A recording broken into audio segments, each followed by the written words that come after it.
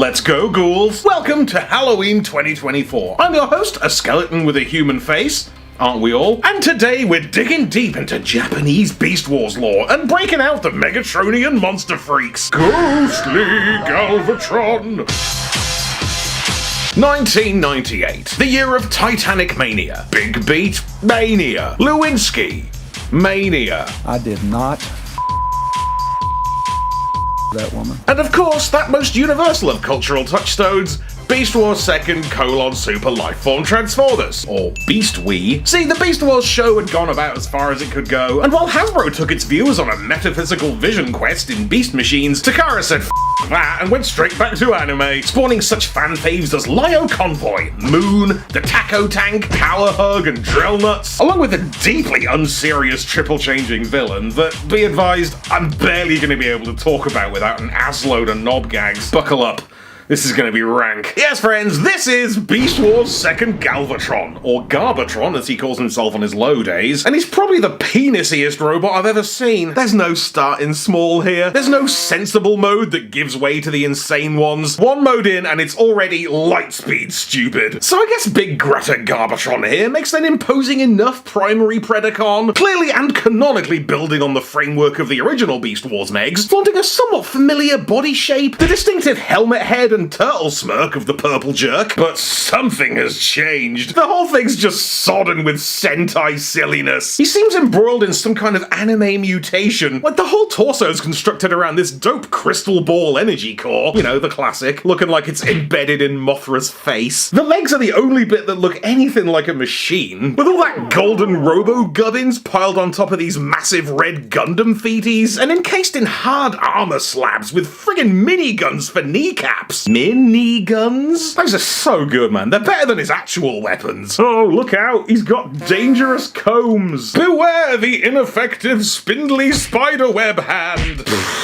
Are grabby weapons ever good? He'd probably do more damage if he just walked into you. But we can't go much further before things get very phallic. It's friggin' Phallus Cooper opening for Metallica. First of all, man is straight up hanging dong. There's no way that's not what that is. A fleshy pink codpiece with a knowing outward bulge, and what can only be described as a gaping urethra. Help me out, what else is that supposed to be? It's a wiener. Even the head's in on it. Like, the face itself is very Ivan Ooze, but it's encased in like a dickskin helmet with a single inflamed eyebrow. The arms are all pink and veiny with a bifurcated bell end sloshing off each elbow. And real shit, I'd probably get those groin spots looked at. Let's not get too familiar with the back kibble just yet, but suffice it to say, man is an absolute tripod. Got that Danglemore energy. I guess the behind head positioning and dark drapery gives it kind of a blackout vibe, and it is very handy for showing him off to the camera. YouTube ready in 1998, but that is a handful. It practically negates any potential posability, because bro cannot stand up straight without tipping backwards like a pissed up docker. Perhaps you've noticed in every single photo. But all things considered, it's difficult not to enjoy Big Falvatron's robot mode. It's a very weird robot that's so obviously compromised it practically feels peripheral to its kibble. But it's hefty as frig, it's extremely 90s, it works a treat as the Megatron in the middle between Beast Wars and RID. And buddy, if this is too much BDE for you, the rest of this thing's gonna make your head spin.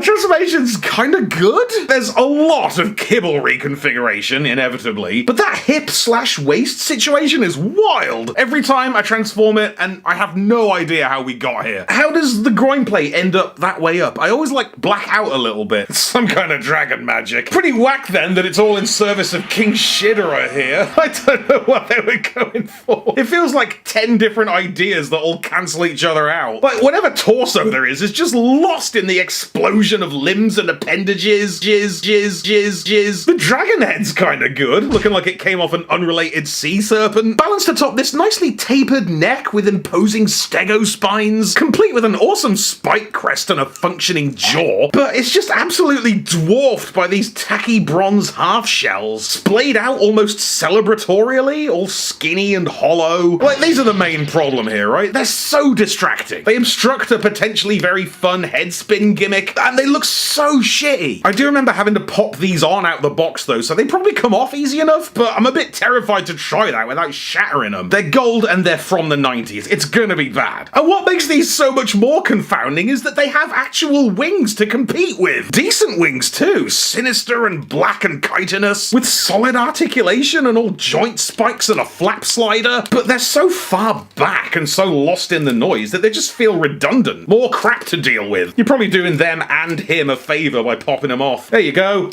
Oh, that's not better. And the legs are a whole other shit show. God, what a toy. There's no flow to it whatsoever. Everything's a mystery. Everything's a speed bump. I do dig the jaggedy golden feety frames, and again, there's probably some decent articulation in there, but any positives are so derailed by the colossal unwieldy box knees, like a friggin' Titan Master tank playset on each leg. The hip joints are too weak to hold it in any position other than bolt upright, and the tail? Tail's all dick. God, so where are we? Is it good? No. Do I hate it? Not once. I gotta believe they designed Garbledina's Dragon Mode by playing that pencil and paper game where, like, you draw a monster head, you fold the paper, your mate does the neck, and then 9 people later you've got a stupid monster that shouldn't exist. That's Beast Wars 2nd Galvatron. And the best part is, it gets weirder. Hold on to your junk for this one.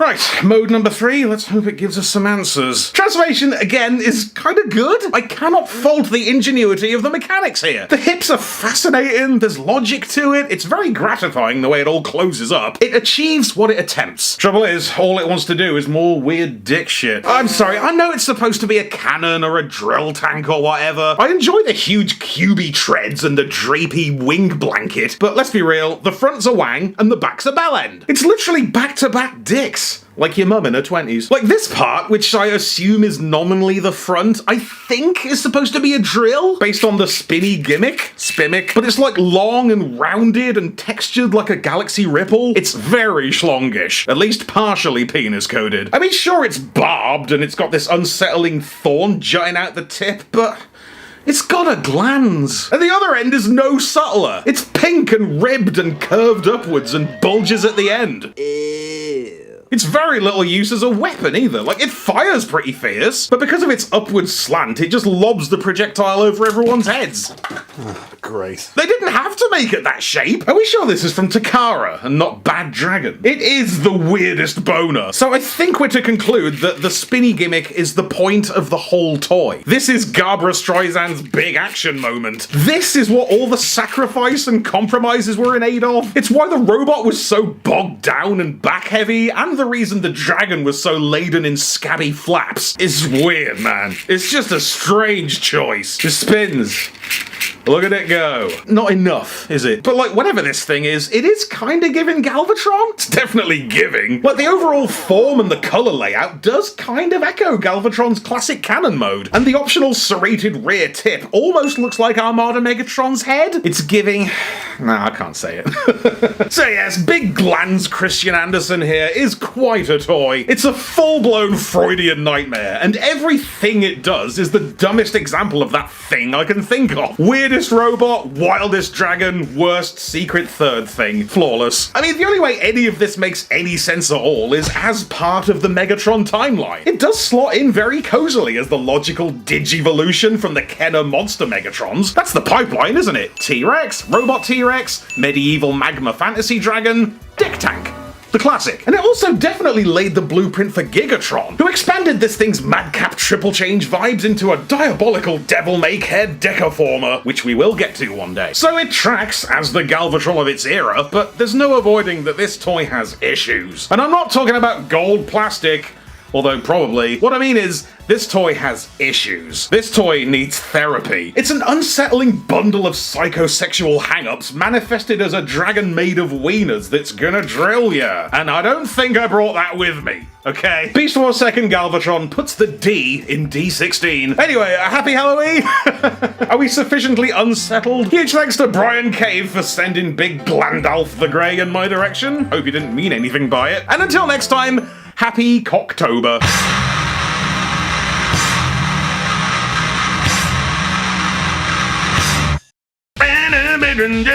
Apologies for this whole episode, it's the most fun I've had in months. Cheers to everyone who supports me, and massive thanks to David Muckle. Right then, catch you all in November. Let's friggin' go-vember.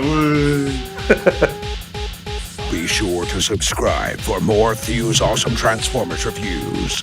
Robocentric vocabugasm.